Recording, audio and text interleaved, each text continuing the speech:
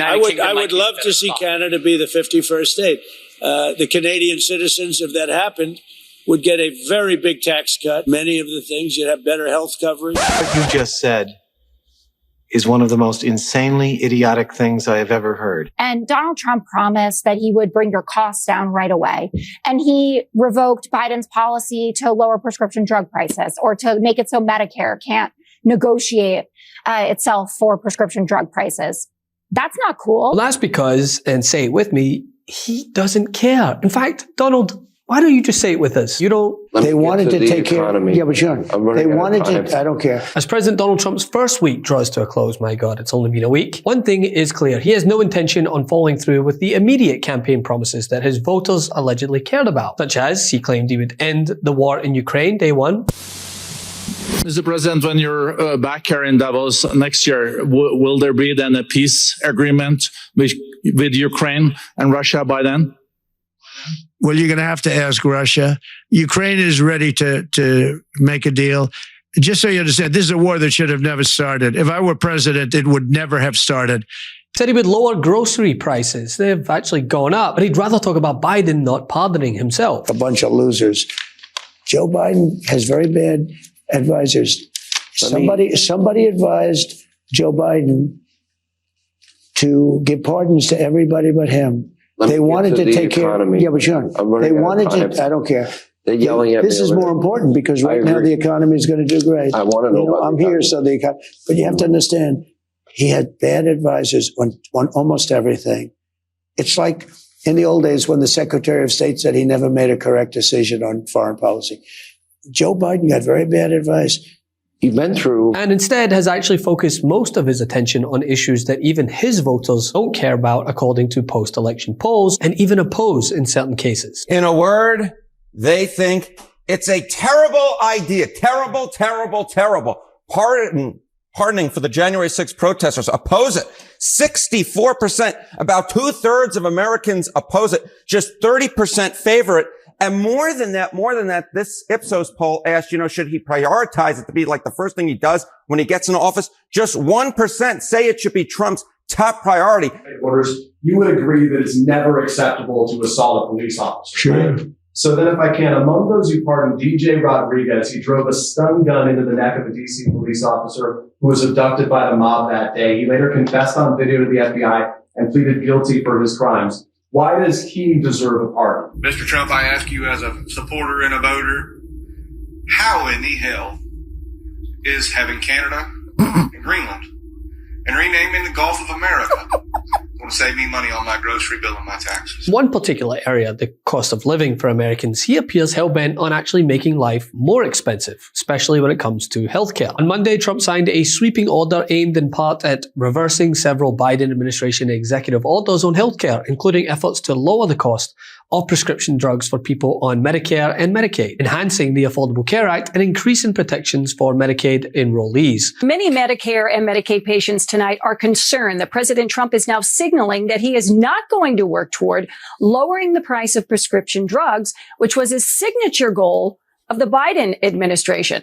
President Trump, as you remember, signing a flurry of executive orders yesterday. One of them reversed an executive order from President Biden that directed government agencies to figure out ways to lower the cost of prescription drugs.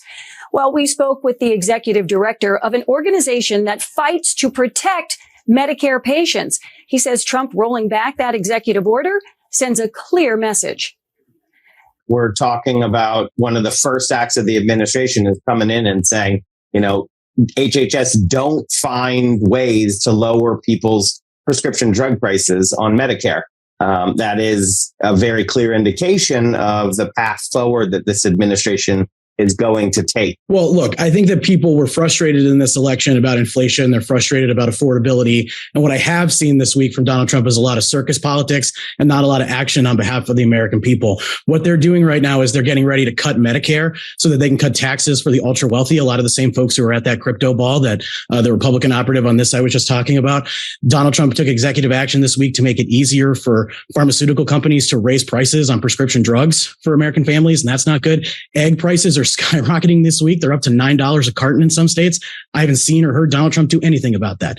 He's already broken every promise he's made to the American people. He's not doing anything to get grocery prices down. He's not doing anything to make housing more affordable. What he is doing is a lot of sideshow stuff, bringing together podcasters and crypto guys and the ultra wealthy. He's not doing stuff for the regular folks, the American people, and that's a huge problem. So-called initial rescissions order, according to the Trump White House, is aimed at Biden policies that they say are, quote, deeply unpopular and radical. Let's check in on that, shall we? One Biden effort overturned by Trump, for example, had directed Medicare to look at ways to lower drug costs, including whether to impose a $2 monthly out-of-pocket cap on certain generic drugs. But while Trump's move signals that the incoming administration are unwilling to move forward on any policies laid out by its predecessor that sought to help lower prices across the board. Something that Fox News The 5 host Jessica Tarlov pointed out to the usual radio silence response when her MAGA-loving colleagues are dealt with a dose of truth. But when the judge says, this is what the people voted for, some of it they absolutely did not. And Donald Trump promised that he would bring your costs down right away.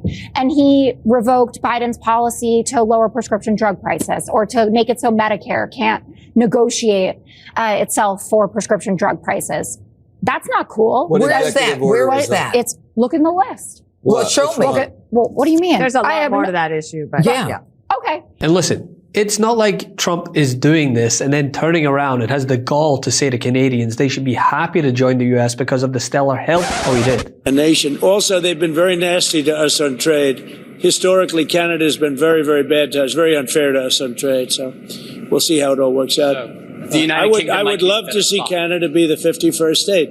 The Canadian citizens, if that happened, would get a very big tax cut, tremendous tax cut, because they're very highly taxed. And you wouldn't have to worry about military. You wouldn't have to worry about many of the things. You'd have better health coverage. You'd have much better health coverage.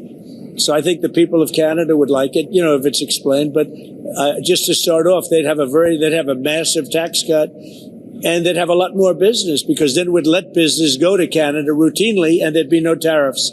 Okay, well, all the more reason to bring back this beauty of a clip from Canadian Green Party leader Elizabeth May. Because Canada and the United States, that would really be something. And maybe you'll win a Stanley Cup. We have health care. So no, sorry. And I really also take offense, sorry, Mr. Trump, took offense to your idea that Pierre Poilievre wasn't good enough to lead the Conservatives.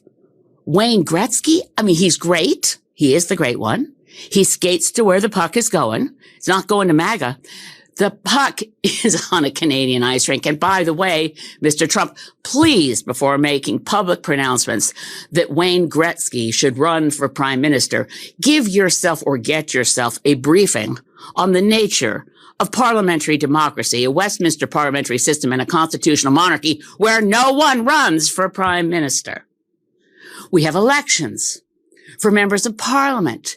We don't get to pick and choose among our billionaire friends for who gets a seat at the cabinet table. If they're not an elected member of parliament, well, Canadian system is different from that of the United States of America. I suggest that Mr. Trump find one of his grandchildren's school books and look at the year 1776, which may explain a few things to him about why our systems of government are different. I don't want to belittle Mr. Trump, but on the other hand, hey, Donald, have we got a deal for you? You think we want to be the 51st state? Nah, but maybe California would like to be the 11th province. How about it? California, want to put a referendum to your citizens? Because this is what you deal. Have we got a deal for you? This is what you get. Free healthcare.